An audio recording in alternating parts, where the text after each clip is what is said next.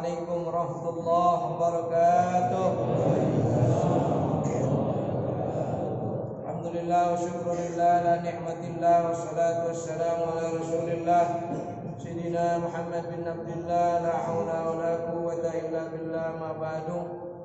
Para alim ulama, para asatidz, para guru, jemaah sekalian dirahmati Allah Subhanahu wa taala, para sesepuh bini sepuh orang-orang tua kita, semuanya kita berharap mudah-mudahan mereka diberikan hidayah taufik oleh Allah Subhanahu wa taala, panjang umurnya dalam taat dan ibadat.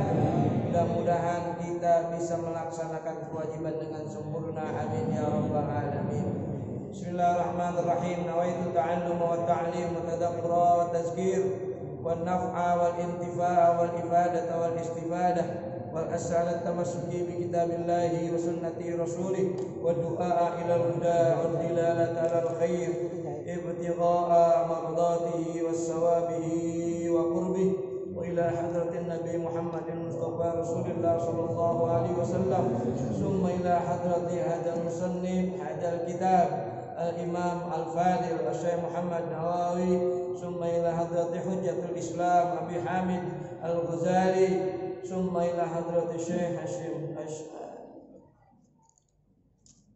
Allah yaghfir lahum wa yarhamhum wa yubni darajatihim bil jannah wa yu'idu alaina min barakatihim wa asrarihim wa anwarihim wa ulumihim fid din wad dunya wal akhirah. Al-Fatihah.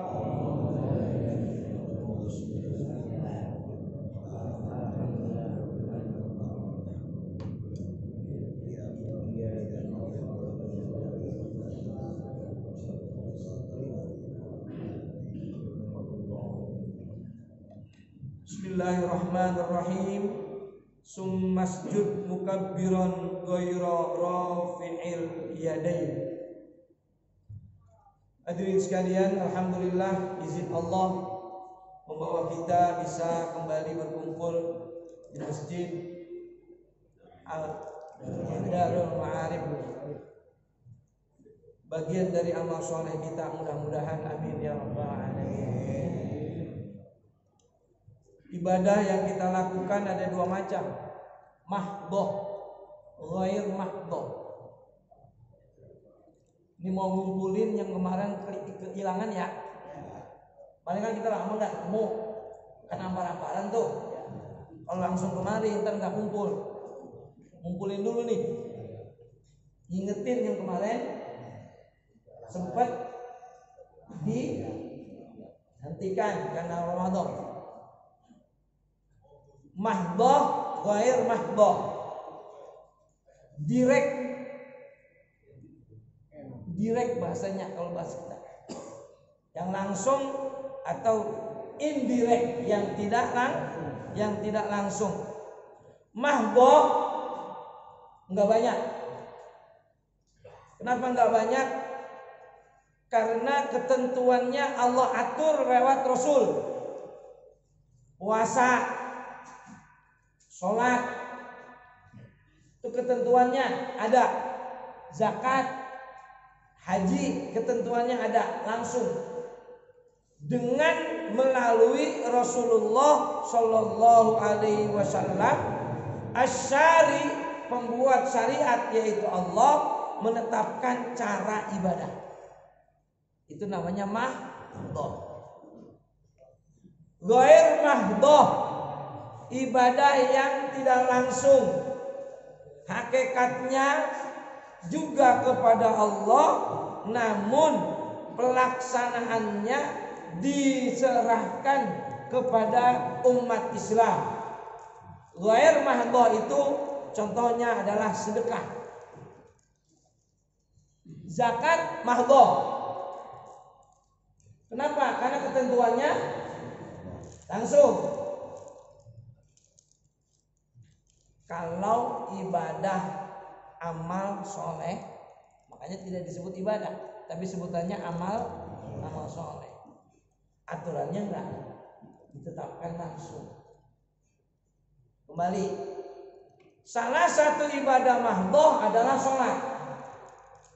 Ketentuannya datang dari Allah lewat Rasulullah Shallallahu Alaihi Wasallam dengan ketentuan dari Rasul, sallu kama ra'aitumuni usolli. Itu ketentuannya. Sholatlah kamu sebagaimana kamu melihat aku sholat. Ini ketentuan yang baku. Makan roti diajarin nggak? Enggak. Makan tengahnya doang duluan boleh nggak? Boleh. Tapi kalau donat nggak bisa dimakan tengahnya duluan. Makan roti nggak diajarin. Tapi intinya makan roti, rotinya habis, selesai. Mau duluan belakangnya kayak mau duluan ininya kayak nggak apa-apa. Ya. Tapi kalau ibadah sholat nggak bisa begitu. Diajarin harus ada vakum. Diajarin harus ada Anak kecil dikasih nasi sepiring sama ayam, makan, selesai. Diajarin nggak ayamnya potek-potek dulu? Apa ayamnya langsung digarot? Diajarin nggak? Enggak. Yang penting makannya habis, selesai. Ibadah mahdhah nggak bisa. Harus diajarin dan harus ada pakem. Apa pakem? Panduan ketentuan. Panduan ketentuan Nabi yang bikin. Syari namanya. Nabi pembuat syariat. Ketentuan pakem yang ada dilanjutkan oleh ulama agar sallu kama ra'aitumuni usolli, tidak ngawur. Karena sholatlah kamu seperti kamu melihat aku sholat, kata Nabi. Nabi sholat dilihat sama sahabat. Ngapa sahabatnya itu pergi ke tempat lain? Ketika habis ruku, sahabat itu gegaruk karena gatel. Habis ruku, sahabat itu garuk karena gatel. Kalau nggak ada panduan, maka orang-orang akan ngikutin siapa? Ngikutin sahabat. Yang habis ruku gatel, garuk. Maka perlu ada sallu kama ra'aitumuni usolli, perlu ada pakem. Apa pakem itu? Ketentuan yang ditulis. Siapa yang menulis? Ulama. Karena kita jauh habis Nabi. Kalau cuma melihat sallu kama ra'aitumuni usolli, berapa generasi dari Nabi sampai hari ini? Ayo, berapa generasi? Apakah kita bisa mencontoh persis apa yang dilakukan Nabi? Wallahu a'lam. Maka perlu adanya panduan. Yang panduan dan ketentuan ini juga berdasarkan sallu kama ra'aitumuni usolli, yaitu hadis-hadis yang lain. Maka ulama dengan berbagai macam kelas, dengan berbagai macam tingkatan menulis pakem tentang ibadah mahdhah dalam kitab-kitab mereka. Silakan buka masing-masing, ada sesuai dengan kadar yang akan disampaikan. Paling bawah paling bawah dalam pondok pesantren ya Sabina, paling bawah. Naikkan dikit lagi Fathul Qarib, naikkan dikit lagi Fathul Mu'in, naikkan dikit lagi bukan Fathul Izal, ya Fathul yang lain dah. Ya. Ini pakem agar sallu kama ra'aitumuni usolli, tidak ada tambahan. Ya. Nah, di antara orang yang seperti itu adalah Hujjatul Islam Imam Ghazali. Selevel Imam Ghazali yang hafal Quran, yang hafal ribuan hadis, masih menulis tentang sujud, masih ngajarin tentang sujud. Banyak ulama-ulama sekarang yang udah mulai ngerasa tinggi, ilmunya banyak, akhirnya tidak lagi mempraktekkan ibadah. Yang dibicarakan justru macam-macam. Ya Allah Subhanahu wa ta'ala. Imam Ghazali selevel beliau masih ngajarin kita tentang bagaimana ibadah itu menjadi sempurna. Ini udah jam 7, Pak. Ya, enak. Dibacalah kitab ini untuk pakem buat kita agar ibadah menjadi sempurna. Ibadah itu sholat terutama ya. Kalau diibaratkan dengan hadiah, Bapak kalau ngasih hadiah maunya yang petot atau yang bagus? Bawain saya durian montong tapi belum ada, alhamdulillah. Hah? Saya nggak makan durian, tahu? Bawain durian ke rumah saya, kira-kira yang dibawa yang mulus apa yang petot penjol? Nah, hadiah biasanya bagus. Orang ngirim hadiah itu bagus. Maka ketika kita sholat, kita kirim hadiah sholat ini pahala, kita kirimkan kepada Allah. Berani nggak Bapak sholat?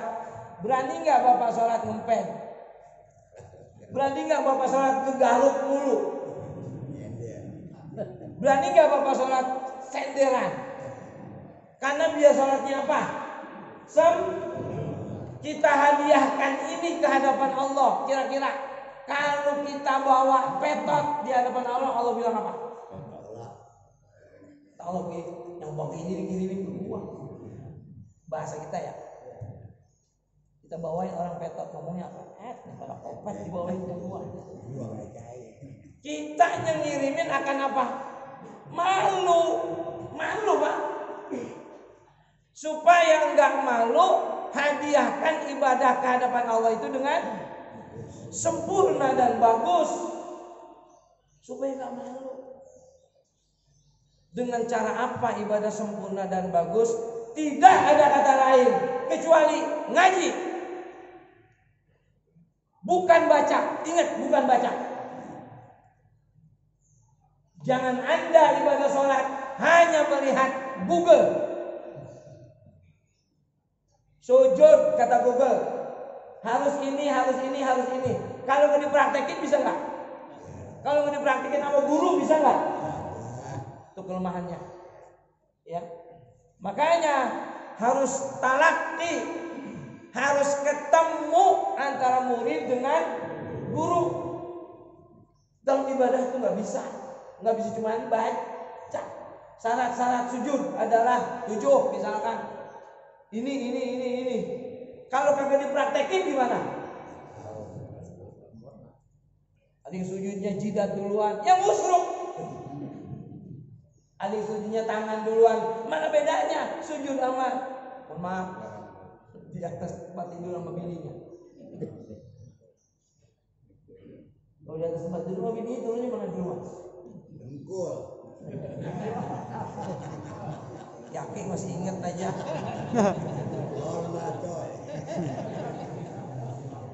Harus ada guru talaqi, ya. Jangan hanya sekedar membaca. Ini demi kesempurnaan. Dah, ini lagi ngumpulin aja. Sumasjud mukabbiran ghairu rafi'il yadain. Kemudian sujudlah kamu mukabbiron hale bertakbir, tapi ghairu rafi'il yadaini, tanpa mengangkat kedua tangan. Ketika kita mau sujud bertakbir harus Allahu Akbar, tapi ghairu rafi'il yadaini, tanpa mengangkat kedua tangan. Terus aja ya. Mengapa? Mukabbiron hale bertakbir. Yang disebut takbir di sini takbir intiqal sunnah. Buat imam takbir intiqal ini sangat diharuskan buat imam. Kalau buat sholat sendirian tidak menjadi keharusan, tapi boleh membaca Allahu Akbar. Buat imam kudu, karena kalau Allahu Akbarnya imam diem aja, di dalam hati, maka makmum kagak tahu. Lah udah ruku ya, wah tahu. Ya. Bagaimana caranya biar diketahui antara imam dan makmum berintiqal? Caranya di zaman Rasul dulu orang sholat mulai banyak, tapi speaker kagak ada. Maka ada yang disebut muballigh, yang menyampaikan suara imam kepada makmum, dan itu kondisional. Apa kondisional? Sesuai dengan situasi dan kondisi. Sholat 3 orang, nggak usah pakai muballigh. Sholat 3 orang. Kata imam, Allahu Akbar. Allahu Akbar. Mau ngapain? Suara imam aja udah kedengeran. Kondisionalnya kalau orang banyak. Zaman Rasul itu Masjidil Haram udah gede, enggak segede sekarang. Ketika Rasul mengucapkan Allahu Akbar, zaman Rasul Masjid Nabawi itu udah gede, tapi enggak segede sekarang. Orang udah mulai banyak. Ketika Rasul mengucapkan Allahu Akbar, boleh jadi barisan kelima ke 6 enggak, maka diangkatlah muballigh. Apa muballigh? Muballigh itu dari balagha, artinya sampai, menyampaikan. Orang yang menyampaikan suara imam kepada makmum. Menyampaikan apa? Allahu Akbar. Kan enggak kedengeran. Allahu Akbar. Kedengeran loh. Ini untuk mengetahui intiqalatul imam, untuk mengetahui pindahnya imam. Enggak usah ada muballigh, enggak apa-apa. Ada speaker, gantinya muballigh. Ini gantinya muballigh. Jangan dibilang bid'ah. Ya ini ngomong bid'ah. Ini gantinya muballigh. Imamnya sudah agak sepuh, suaranya enggak kuat. Allahu Akbar. Buat dia doang. Buat dia doang. Allahu Akbar. Buat dia sama orang yang di belakang. Yang 6-7 saf ke belakang. Imam kan kudu di depan. Ya. Di masjid ini, masjid apa itu? Kemarin sholat kan sembahyang tarawih pakai apa? Pakai speaker. Kenapa pakai speaker? Biar orang yang lain yang di belakang selalu dengar. Tapi saya dengar-dengar di sini imam kok boleh dari luar katanya. Boleh.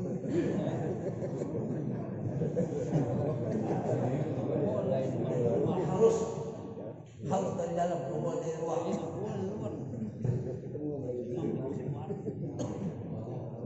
Ya pagi-pagi biar otaknya nyambung dulu lah. Dari luar soal imamnya. Sautul muballigh ini menyampaikan Sami Allahu liman hamidah, apalagi baru bangun dari ruku, apalagi bangun dari sujud, yang orang lagi kagak ngeliat imam. Kan kalau kita ruku nggak ngeliat imam ya. Coba kalau kagak ada Sami Allahu liman hamidah, masa mau dicolek sama temennya? Bangun. Kalian pada bangun. Dari sujud kan kita nggak ngeliat imam, kagak ngeliat makmum yang di depan kita.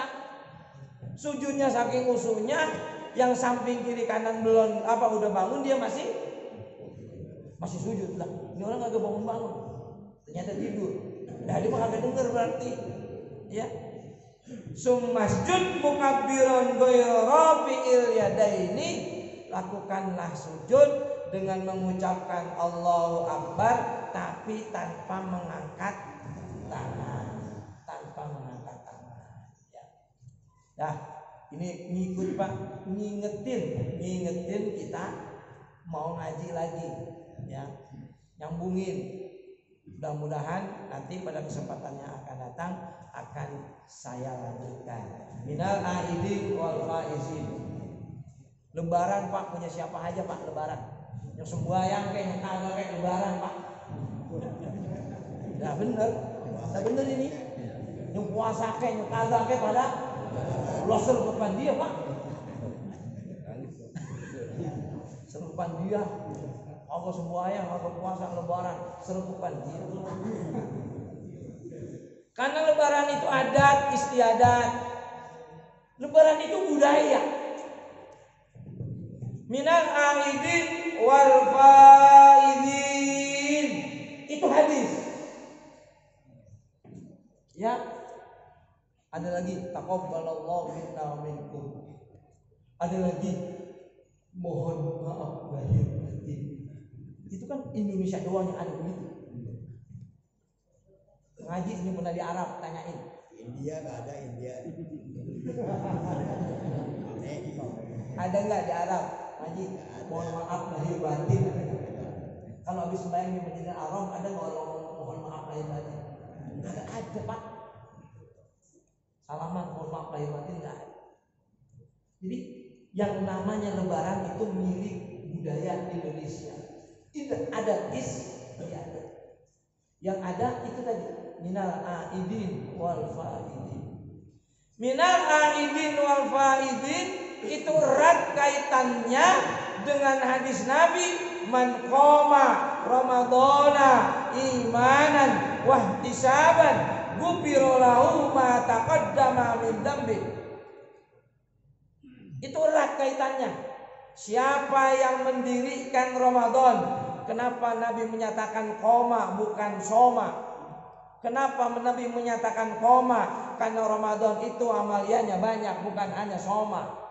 Walaupun ada hadis yang lain mengatakan man soma, tapi yang populer man qoma. Kenapa? Mendirikan Ramadan artinya bukan hanya sholat, bukan hanya puasa, ibadah-ibadah Ramadan yang lain dikerjakan. Gufiro, dia diampunin. Kalau orang itu diampunin, maka aid kembali kepada suci. Idul Fitri, sembahyang ada, puasanya 3 kalah karena pulang kampung. Sergap banget lagi minal aidin. Selamat hari raya Idul Fitri. Fitri dari mana? Ada fitri di gua. Suci artinya. Lah suci dari mana lo puasanya kagak, ibadahnya kagak. Lagi sergap banget minal aidin. Ya, jadi kalau orang lebaran itu adat istiadat. Tapi kalau minal aidin wal faidin, selamat hari raya Idul Fitri milik orang yang ibadah. Titik. Ya Allah, kemarin gua lalai di ibadah Ramadan kemarin. Niat Pak hari ini, kalau besok saya dikasih Ramadan, saya mau benar. Itu biar menjadi minal aidin wal faidin. Itulah disebut Idul Fitri. Idul Fitri bukan milik semua, hanya milik orang-orang tertentu. Lebaran Pak, bocah aja lebaran. Bocah 5 tahun yang puasa kagak, yang sholat kagak, yang ibadah lain kagak. Itu bocah punya baju, dibeliin sepatu. Lebaran gak tuh bocah? Nah, kalau kagak mewek.